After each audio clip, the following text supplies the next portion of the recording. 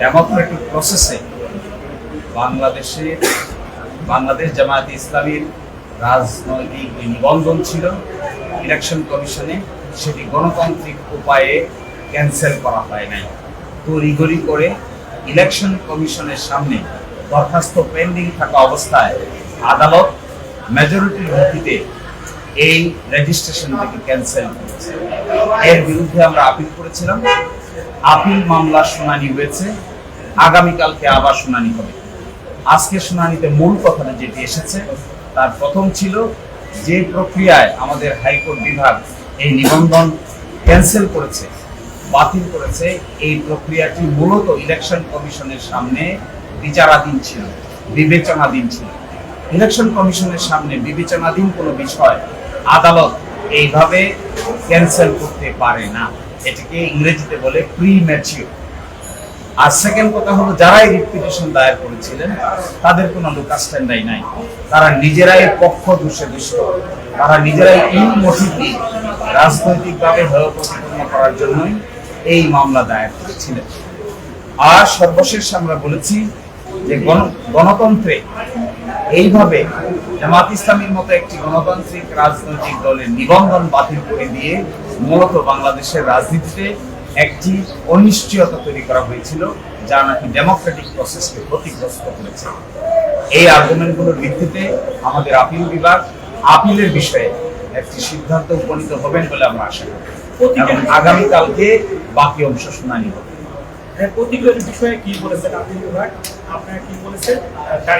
জামাত ইসলামীর দাড়িপাল্লা প্রতীক ছিল, আপনারা সবাই জানেন।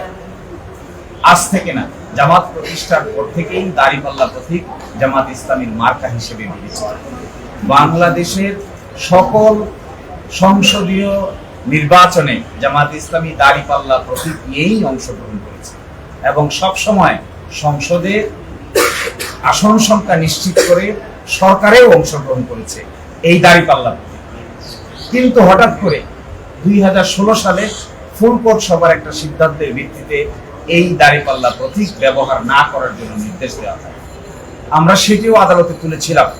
আজকে সেটির উপরে আংশিক শুনানি হয়েছে। এই প্রতীক সংক্রান্ত বিষয়ে আগামীকালকে সকাল 9টায় 1 নম্বর আইটেম হিসেবে শুনানি হবে। এরই মধ্যে আমরা চিন্তা ভাবনা করে আগামীকালকে আদালতের সামনে আমাদের বক্তব্য উপস্থাপন করব। কোর্ট একটা প্রশ্ন করেছেন যে এটাই প্রথম রায় কিনা যেটি হাইকোর্টের রায় দ্বারা নিবন্ধন বাতিল হয়েছে দেশের রাজনৈতিক দলের। কি বলতে চেয়েছিলেন প্রধানমন্ত্রী? বলতে চেয়েছেন যে এটাই প্রথম কোন ইনস্ট্যান্স কিনা, উদাহরণ কিনা, যেখানে আদালত কর্তৃক রাজনৈতিক দলের রেজিস্ট্রেশন বাতিল করা। আমরা বলেছি আদালত কর্তৃক রাজনৈতিক দলের রেজিস্ট্রেশন বাতিলের নজির এই ভারতীয় উপমহাদেশে আর দ্বিতীয়টি নেই। এটি প্রথম এবং জামাত ইসলামীর রেজিস্ট্রেশনকে বাতিল করা হয়েছে। ইলেকশন কমিশন বাতিল করেনি, ইলেকশন কমিশন রেজিস্ট্রেশন দিয়েছে, কিন্তু হাইকোর্ট ডিভিশন মেজরিটির ভিত্তিতে এটি বাতিল করেছে।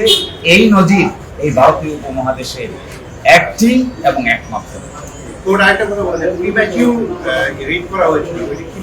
উনি বলেছেন যখন এই মামলাটি জনাব জসিমউদ্দিন সরকার জামায়াতের পক্ষ থেকে কাগজপত্র ইলেকশন কমিশনে জমা দিচ্ছিলেন, ইলেকশন কমিশন সংশোধনী দিয়েছিল, আবার জমা দিয়েছেন, আবার সংশোধনী দিয়েছে, আবার জমা দিয়েছেন, আবার সংশোধনী দিয়েছে। 2012 সালের 1 অক্টোবর পর্যন্ত এই চিঠি আনা নেওয়া চলেছে। জনাব জসিমউদ্দিন সরকার বারবার জমা দিয়েছেন। হাইকোর্ট মাইনরিটি জাজ বলেছেন এইভাবে যখন একটি প্রক্রিয়া কোন সাংবিধানিক প্রতিষ্ঠানের সামনে চলমান থাকে আর এই চলমান অবস্থায় হাইকোর্ট বিভাগ যখন এটিকে বাতিল করে তখন এটি মূলত প্রিম্যাচিউর, অর্থাৎ ঘোড়ার আগেই গাড়ি তুলে দেওয়া হয়েছে। ইসি পজিশন দিয়ে কি করেছে?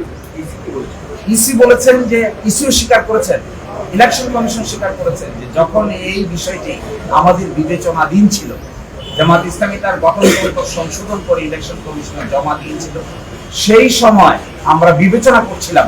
কিন্তু যেহেতু হাইকোর্ট বিভাগে মামলাটি উত্থাপন হয়েছে এবং শুনানি শুরু হয়েছে, সেই জন্য আমরা এই বিষয়টি নিয়ে আর অগ্রসর হই নাই। এটি ইসি তার লিখিত বক্তব্য স্বীকার করেছেন। আজকেও মৌখিক বক্তব্য আদালতকে বলেছেন যে আমরা অগ্রসর হতে পারিনি, কারণ আদালত এখানে হস্তক্ষেপ করেছে। শিশির ভাই, আজকে দেখলাম একজন ইন্টারভেনার এই মামলায় যুক্ত হলেন। ইন্টারভেনার তার অবস্থানটা কি এবং কি শুনানি করেছেন? ইন্টারভেনার একটি দরখাস্ত করেছেন, তিনি দরখাস্ত করে তার সাবমিশন রাখতে চেয়েছেন।